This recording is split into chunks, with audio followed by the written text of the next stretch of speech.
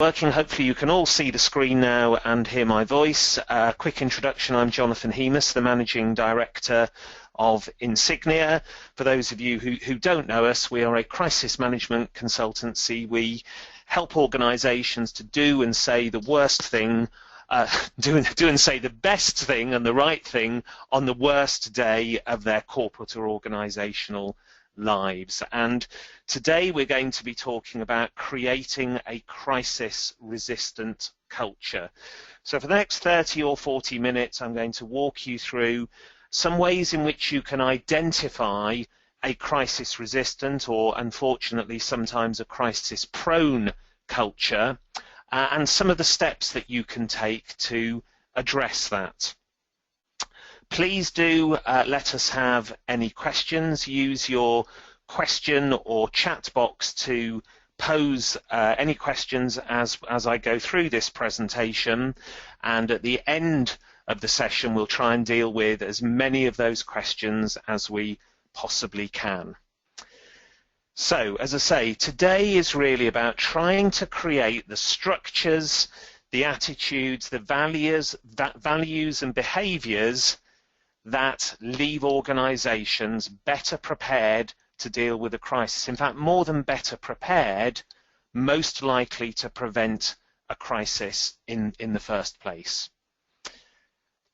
As we all know, crises come in lots of different shapes and sizes, and these are just some of the kinds of crises that your organisations could face. There are those which are external and kind of technical or economic in their nature, things like natural disasters, power failure. They're events which hit you from outside, and they're operational, they're physical crises. There are those physical crises that come from the inside, the internally generated crises, IT system failure, fire at one of your plants, a pollution incident. Then we look at the more human and organisational crises, those in the bottom right-hand corner, those that come from outside but are to do with people or the organisation or communities, so terrorist act, epidemic, failure of a supplier. And then the bottom left-hand corner, those which are internally generated and affect the human or organisational side of the business. Sabotage, fraud, corruption, industrial action, loss of key staff. Now, the culture that you create will have an effect on all of those different crisis types. It will have an effect on whether they are more or less likely to occur, and it will also have an effect on the speed with which you're able to deal with them. One thing's for sure, some crises are truly out of your hands. Some crises you can do nothing to prevent, you just have to deal with them. But I would suggest that those kinds of act of God crises are in the minority. Most crises, whether human, technical, operationally, internally or externally generated, there are things that you can do to make them less likely to occur and also less impactful even if they do occur. And of course, one of the key areas that will help to both make an organisation less likely and to equip you better to respond if it does is the crisis management planning and training that takes place beforehand, beginning with analysing your vulnerability, developing your plans, conducting your training, running exercises, and then hopefully rarely from time to time actually handling situations. So that robust crisis management planning, training and exercising, of course, is part of your crisis prevention and crisis handling strategy. But just as important, and I would suggest underpinning all of these things that you're seeing on this slide now, is the creation or the existence of a corporate culture which reduces the chance of a crisis happening in the first place and enables swift and effective action taking should the crisis arise. And we're going to look at 9 factors which will indicate whether your culture is more or less likely to allow a crisis to occur, and more or less likely to allow you to respond quickly, effectively, decisively. And when we think about the keys to crisis management success, I guess at the top of the tree on this slide, ideally you want to create the conditions which mitigate against crisis gestation. In other words, if you can create an environment, a culture, a context in which there is less chance of a crisis brewing and then exploding in the first place, that is much the best way. The second best way of dealing with crises is to identify and address incidents, i.e. pre-crisis situations, before they become a crisis. So if we can't stop them growing in the first place, we deal with them before they've exploded into an uncontrollable mess.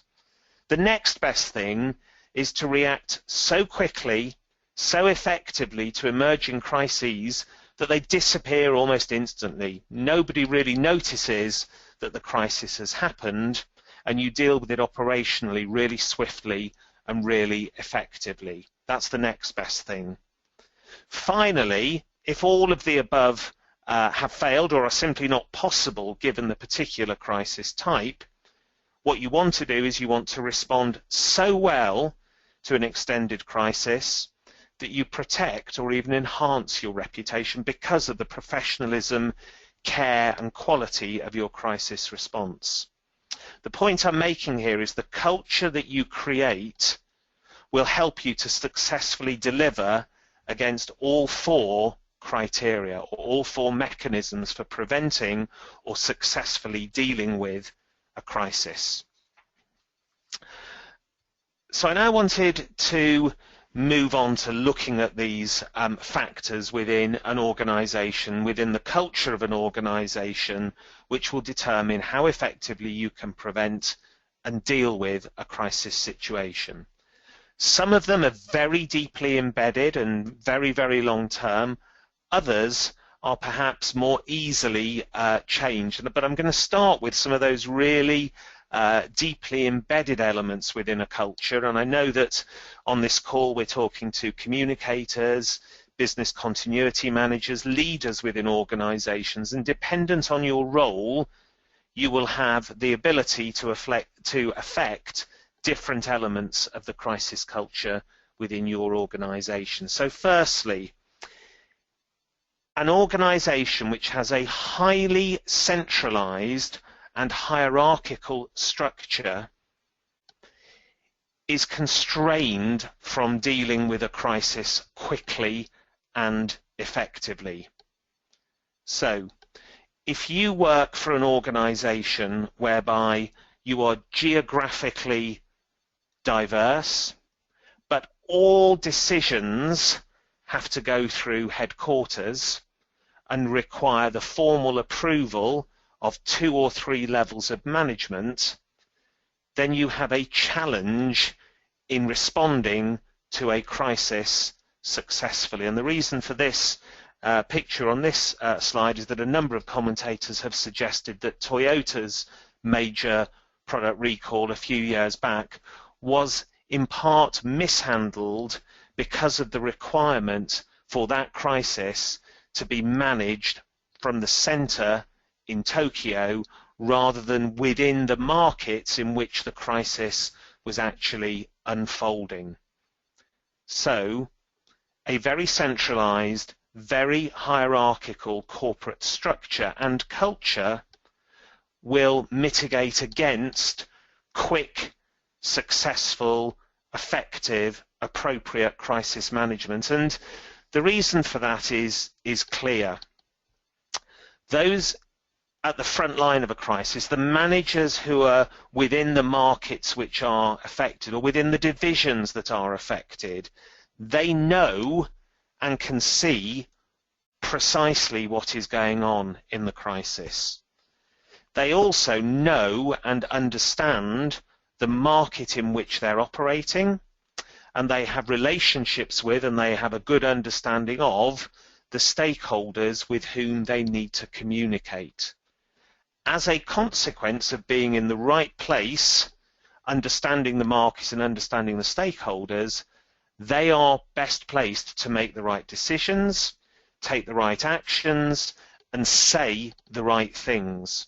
We're not suggesting that head office should not be involved or briefed or informed or providing support, but time and time again we see that when managers at a local level are given significant degrees of responsibility for decision making and taking actions and communication in a crisis, that actually the effectiveness of that response is so much higher. The head office, the centralised role, should be there to support and to provide additional resource and to oversee and maybe take a slightly different perspective, help with the scenario planning. But the guys in the front line are likely to be able to act quicker and more effectively. So beware the highly centralised hierarchical structure. Secondly, substandard governance. Some of the very worst crises, the ones that do the most damage, are those which are self-inflicted, those which the organisation imposes upon itself. And they often are to do with integrity or ethics. And of course VW is the biggest and most recent example of that, and there's news breaking over the last 24 hours again that apparently the previous CEO of VW was warned about this issue 12 months before it actually exploded into the public domain. So having effective governance, having the structures, the processes, the monitoring which allows pre-crisis incidents and issues to be identified or ideally prevented is essential if you want to reduce the number of crises that you face.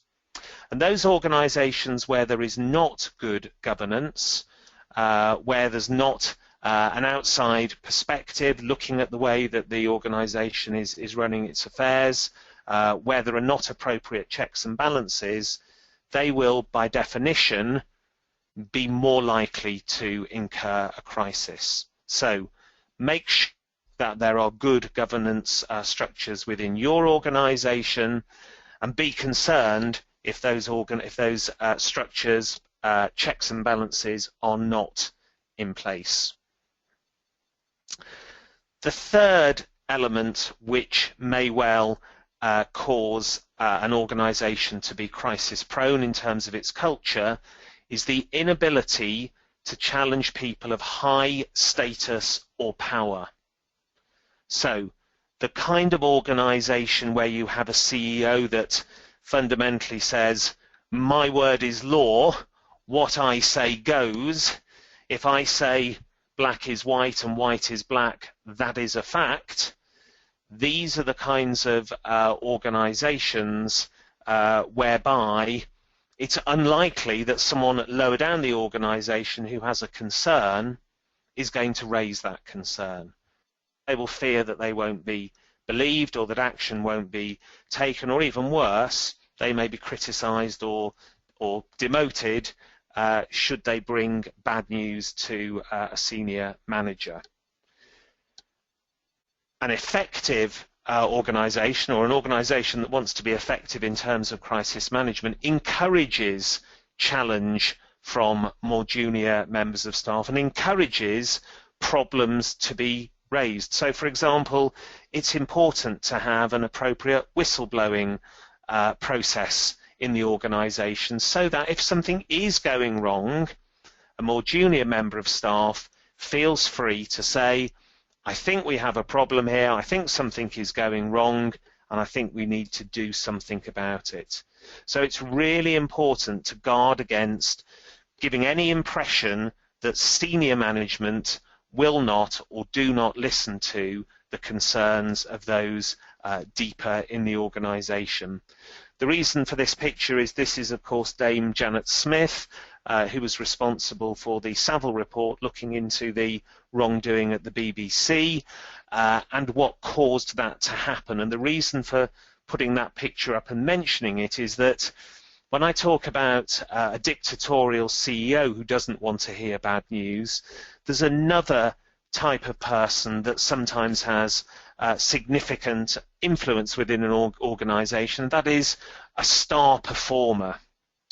So if you've got a tremendously high-performing salesperson or a maverick but fantastically creative director or someone in the R&D department who's a real genius, but those people tend to sit outside the normal rules of the organization, perhaps cut corners or are given special privileges, those kinds of people can actually create a crisis if they are not pulled into the appropriate culture of the organization. So make sure that both your senior people are willing to listen to the views of others and make sure also that star performers are not given so much freedom, so much flexibility that their wrongdoing gets ignored or overlooked. The fourth factor that can create a crisis-prone culture is misguided incentivization. This is about the unintended consequences of targets or incentives that are set for people within your organization. They always say that what gets measured gets done, and so the organization needs to think very carefully about the incentives and the targets that are set for individuals within those organizations.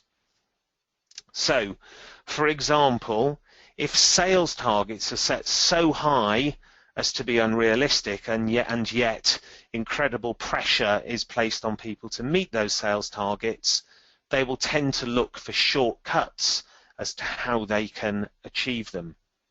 Equally, on a production line, if production targets are set so high that they're hard to achieve, then quality and safety may fall. So be very wary about an organization that sets really challenging targets which can have, as I say, unintended consequences in terms of the risk that they bring with them due to the behaviors that these incredibly stretching targets or incentives provide. And this is an example within Toshiba where they had an accounting scandal, and one of the comments coming out of the report into that scandal said, within Toshiba there was a corporate culture in which one could not go against the wishes of superiors. Therefore, when top management presented challenges, division presidents, line managers and employees below them continually carried out inappropriate accounting practices to meet targets in line with the wishes of their superiors. So you can see two things at play here. We've got the previous point around the inability to challenge people of high status, and then you've got that combined with unrealistic goal setting. Bring those two things together and you get middle and middle senior managers taking unethical steps, which ultimately causes a major crisis for the organization. So those first four, the centralized hierarchical structure, everything needs to be done by head office, the substandard governance, the inability to challenge people of high status, and the misguided incentivization, those are really to do with the structure and the governance and the way in which the organization is set up. I'm now going to move more onto mindset, so I guess deeper within the culture of the organization. One of the things always to worry about within an organization is any sense that that organization believes that a crisis could never happen here. This is a picture in Brazil of the aftermath of a tailings dam spill from a mine run by Samarco. tailings dam, as I know we have a number of friends from the mining industry on the line, a tailings dam breach is the crisis that you never ever want to occur, not that you never ever want to occur, but you have to countenance that it could happen in order to plan, train and prevent accordingly. So no organisation should be sat there with an attitude that says it could never happen to us. And the irony is that some of the very best organisations, those with the highest quality standards, those with the best reputations, those with the best systems and processes, are sometimes most vulnerable to this mindset. Because of the fact that they are such high performers and are of high repute, there's a tendency to believe their own PR that they can be untouchable. Never allow success and high quality procedures to give you the feeling that you are untouchable. So as soon as that happens, you are very, very vulnerable. One of the ways of addressing that is through a reputational risk assessment. It's one of the tactics that can start to prick the balloon that says we are untouchable, it could never happen to us. A reputational risk assessment identifies some of the priority risks which could affect your organisation, and the most successful ones take an outside-in perspective. So in other words, the reputational risk assessment looks not just at the risks that you could conceive of happening, because clearly you will be constrained by the limits of your own minds, but actually gets you to step into the shoes of third parties, to look at the organisation from an external perspective, to give you a fresh view and to actually take those blinkers off and say, do you know what? That could happen to our organisation. So beware the it couldn't happen here syndrome, and consider a reputational risk assessment as one of the mechanisms for addressing that. Another mindset is overconfidence, and by overconfidence I mean this is the organisation that recognises that a crisis could happen, but believes that whatever does come its way, it could successfully respond. It believes that it has all of the capability, nous, processes, etc., simply to be able to cope with it. We have the systems we need to successfully prevent and respond to a crisis. And we sometimes come against that in talking with clients and new organisations with whom we come into contact. And you really start to worry when you have conversations with individuals in businesses and they just say, it's fine, don't worry, whatever happens, we could deal with it, we're fine. That's a worrying attitude, because sometimes that's not entirely true. Again, how can we address that overconfidence without having to have a cataclysmic crisis to ram the message home? One of the most effective ways of surfacing some of those issues is scenario planning. So actually getting together as a group within an organisation, looking at some of the key risks which could affect you, and in a very structured, focused way, walking through exactly how you would respond should that situation unfold. And what you'll probably find at first is that people will say, oh, well, of course we do this, or we do that, and then we do that. The principles of what those people are saying are right, but probe a little further.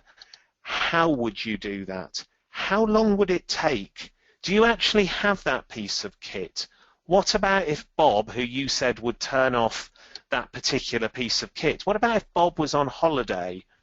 You said we'd all come into the office and do this piece of activity. What about on a Sunday evening? How do we get into the office? What about if that person isn't available?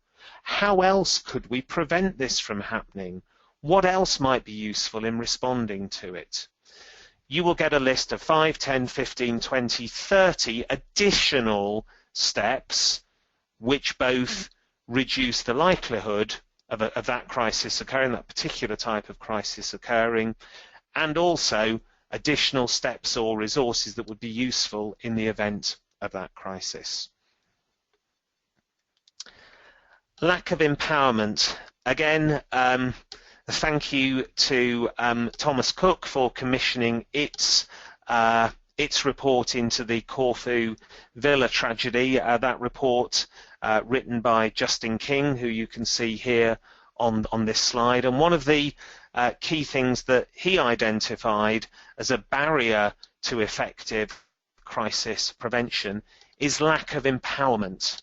I talked much earlier on about a centralised structure. This is a related but slightly different point. This is about empowering the people right at the front line of your organisations to identify and respond to problems at source.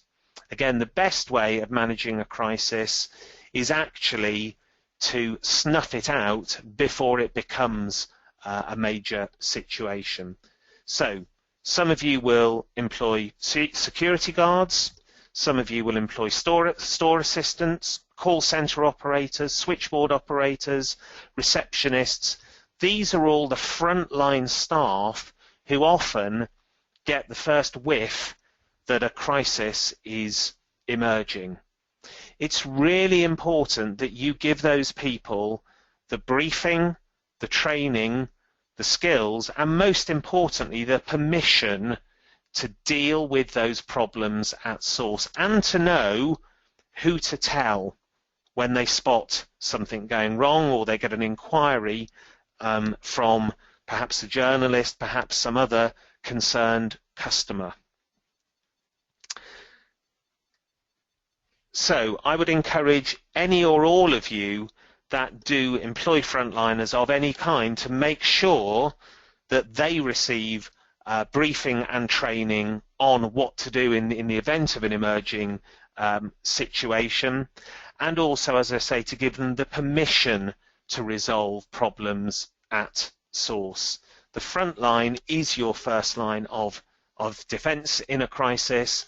These people can be your best allies. They can also cause you problems if they're not properly briefed. And make sure you're not in a situation whereby actually you've done the hard work in terms of your crisis management planning and you have a fantastic crisis management plan at head office, and you also have all of the skills there. You've given your top team training, but you haven't told the people in the front line what they should do and say. Make sure that you don't end up in that situation. Another incredibly damaging mindset is denial or willful ignorance. This is now what we're talking about, is the kind of organisation that is simply unable to recognise that it is facing a crisis. There is something happening now, but we're just not able to accept that fact. Sometimes it's denial, sometimes willful ignorance, sometimes the situation has crept upon us and we kind of haven't noticed, but that's really dangerous. Clearly, you can only manage a crisis if you recognise that you are facing one. So, how can you address that? It's really important to get those blinkers off. I mentioned earlier to encourage whistleblowers to actually get people within the organisation to point out potential flaws and to point out that problems are occurring. Getting leaders out onto the floor, actually to the front line, to identify what's really going on within their organisations. Another good way of getting leaders to recognise what a crisis looks and feels like is, of course, exercising. We all appreciate that an exercise isn't a real crisis, but it's the nearest thing to it. And by going through a simulation or a desktop exercise, it enables crisis management members to recognize and respond quickly and appropriately if a situation does emerge. Moving on to the final 2 or 3 slides now, so please do start to send your questions through if you have any. The final element I'd like to mention, which relates to the culture of an organization, is human error. I really worry about organizations that ultimately put the cause of a crisis down to human error. This, of course, is the terrible train crash in Germany from about a month ago, in which 11 people died. The chief prosecutor very early on called the call of this crisis human error. Likewise, the conclusion of Alton Towers' report into the Smiler accident attributed the cause of that accident to human error. Now, I'm sure in both cases someone did something or didn't do something that maybe was the final step which meant that the crisis happened. But if you really want to learn from a crisis, and if you really want to change as an organization and prevent any further crises from happening, it's essential that a review takes place which looks at the deeper causes. You need to identify and address the deeper factors at play. Was it a lack of training that caused someone to do the wrong thing? Was it pressure to achieve certain goals to make sure that, you know, a train stuck to its timetable? Was it inadequate safety systems? So it's essential that human error doesn't mask everything else which caused or allowed that ultimate human error to happen and the crisis to occur. And so I would strongly encourage you to, whenever you have a crisis or a near miss, or even a crisis within your sector, a competitor has a crisis, I would really encourage you to conduct a thorough, objective and open-minded crisis review. The danger of not doing that is the factors which cause that crisis to occur remain within your organization if they are not fronted up and identified and, crucially, addressed. So never let a crisis pass without reviewing, learning, and then addressing what's happened to stop it happening again. So, nine areas of culture that I'd encourage you to think about in terms of crisis culture. I'll just quickly run through them before moving on to this slide. Trying to avoid that centralized hierarchical structure, empowering managers at the front line to make the key operational decisions in a crisis. Governance, making sure that controls, measures and monitors are in place to actually pick up wrongdoing and to identify problems before they escalate. The inability to challenge people of high status or power. Encourage challenge rather than prevent it. Misguided incentivization or targets. Beware of unintended consequences. It could never happen. Take off the blinkers. Overconfidence. We could cope with whatever crisis comes our way. Consider scenario planning to check whether that's really the case. Lack of empowerment. Are your frontliners briefed? Are they trained? Do they know what to do and say should the worst happen? Denial or willful ignorance. Challenge that. Run exercises to help senior managers recognize and respond to emerging situations. Human error. Don't allow human error to be seen as the cause of a crisis without going beyond that and identifying the factors that lay behind it. If you do embrace the need for a crisis-resistant culture, you will indeed tick these 4 boxes. You will create the conditions which mitigate against crisis gestation, so you will help to prevent the crisis emerging in the first place. You'll identify and address issues much more quickly before they become major crises. You will react to those that do emerge really quickly and really effectively so that they disappear almost instantly. And you will respond so well to extended crises that you may even enhance your reputation. As a minimum, you will protect it. So that takes me to the end of the presentation. We do have a couple of questions coming through. I just alert you, as always, there is a report that accompanies this webinar, which we will send you subsequent to this webinar. There'll also be a recording and the presentation available as well. But do send through any questions. But the first one is, how do you make frontliners really care about responding appropriately in a crisis, particularly if they see their work as just a job? Couple of things I would say on that one. Firstly, is I guess that is partly, again, about the overall culture that exists within the organisation. Clearly, a culture in which every employee feels that they have a stake in the organisation means that those frontliners are more likely to feel willing and motivated to do the right thing in the event of a crisis situation. That said, I think most people want to do a good job and certainly don't want to do a bad job. And I think by doing the kind of frontliner training that we talked about and actually getting people to experience what it feels like to be in the front line of a crisis, they will quickly engage with that, and you will build their skills and confidence quite quickly. Second question, what's the single most important thing you can change within a culture that could make the biggest impact? Gosh, that's a difficult one. The single biggest thing that you can do, I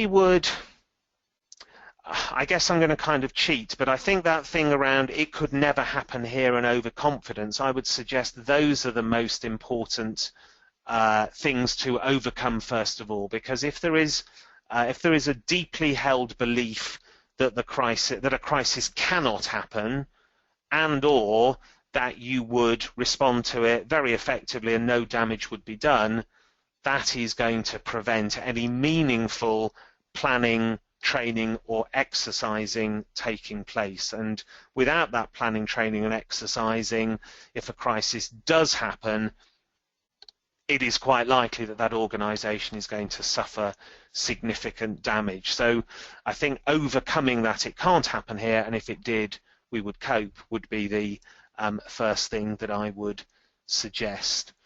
Just looking to see if we have any more questions. I think we might be done. Okay, so thank you very much for attending. Per my earlier comments, there will be a report coming out on this, so there'll be details of that coming to you in the next 24 hours. If there's anything else that we can help you with, please do contact me via the contact details you see here on the screen, and we will be running our next webinar on cybercrime in April. So thank you very much for joining us. I hope you found it valuable and interesting, and look forward to talking with you again in April. Thank you.